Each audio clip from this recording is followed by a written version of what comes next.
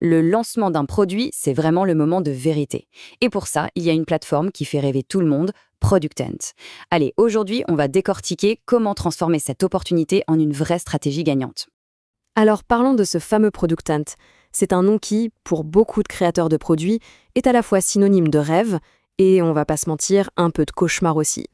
Et oui, qui n'a jamais lu ce genre de témoignage? On se donne à fond, on a quelques upvotes, et puis au final, le bilan est maigre. Zéro conversion. C'est hyper frustrant. Et ça amène forcément à se poser la grande question. Du coup, la question est simple. Product Hunt, ticket d'or ou pure perte de temps? En fait, la vérité, comme souvent, elle est entre les deux. Ce n'est ni magique ni inutile. C'est un outil. Et un bon outil, ça s'utilise avec une bonne stratégie, tout simplement.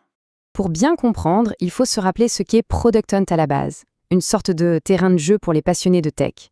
Un endroit où on découvre les dernières pépites. Sauf que le jeu a beaucoup changé ces dernières années.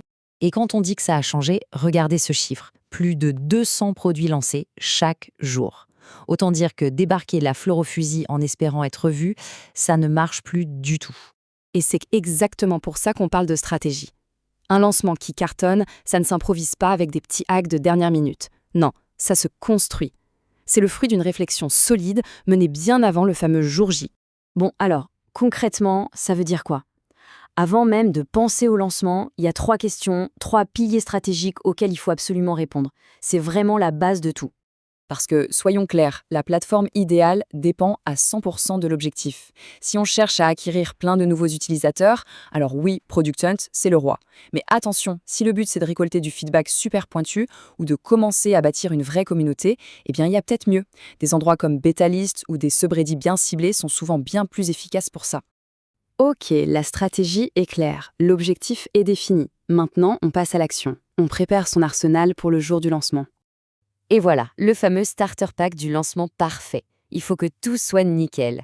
Un nom clair, une tagline qui claque et surtout des visuels qui bougent. Pensez logo animé, pensez GIF, tout ce qui peut accrocher l'œil.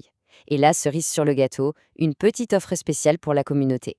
Ça fait toujours plaisir et ça aide à créer de l'engagement. Ah, la grande question du hunter. Pendant longtemps, la stratégie, c'était de se faire chasser par une célébrité de la plateforme. Mais ça, c'était avant. Aujourd'hui, Product Hunt a changé les règles. Ils le disent eux-mêmes. Lancez votre produit vous-même. L'authenticité, ça paye. Et de toute façon, les notifications aux abonnés du hunter, c'est terminé. Bon, on a tout préparé, on est prêt. Mais attention, le plus dur commence. C'est le jour J, et surtout les semaines qui suivent, que tout va se jouer. J'adore cette citation. The spike of hope, the flatline of nope. Ça résume tellement bien le piège. On voit ce pic de trafic de folie, on se dit ça y est, on a réussi. Et le lendemain, plus rien. Le vide. C'est pour éviter ça qu'il faut absolument, mais alors absolument, avoir un plan pour l'après.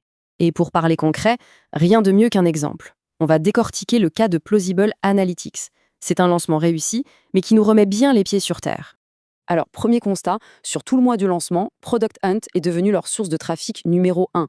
Regardez-moi ça. Ils ont fait quasiment jeu égal avec Google et d'autres communautés comme Indie Hackers. Franchement, c'est énorme. Mais, et c'est là que ça devient super intéressant, quand on regarde la conversion, c'est une autre histoire. Le trafic de Product Hunt n'a converti qu'à 1,38%. C'est pas mal, mais c'est bien moins que le trafic de Google, qui lui était à plus de 3,5%. La leçon? Un max de trafic, ça ne veut pas dire un max de clients qualifiés. Le lancement est passé, le pic de trafic aussi. C'est maintenant que le vrai boulot commence. Qu'est-ce qu'on fait? On lit tous les commentaires, on analyse les chiffres de conversion, on suit la rétention, qui reste, qui part, et on essaye de comprendre le profil de ces nouveaux visiteurs pour ajuster le tir pour la suite. Ok, on a vu pas mal de choses. Si on devait résumer tout ça, quelles sont les grandes leçons à retenir pour préparer son propre lancement? Il y a quelques pièges classiques dans lesquels il est facile de tomber. Le premier, lancer sans avoir une petite audience de base. Le deuxième, poster son produit et disparaître sans répondre aux commentaires. Grosse erreur. Il y a aussi ceux qui essayent de tricher en demandant des upvotes, ça ne marche pas. Et puis bien sûr, des visuels de mauvaise qualité et surtout l'oubli total d'une stratégie post-lancement. Ce qu'il faut vraiment comprendre, c'est que le but du jeu, ce n'est pas de finir premier sur Product Hunt pendant 24 heures. Le vrai objectif, c'est d'utiliser cette journée comme une pièce, une seule pièce, dans un puzzle beaucoup plus grand, la croissance durable de son produit. Et voilà, la boucle est bouclée.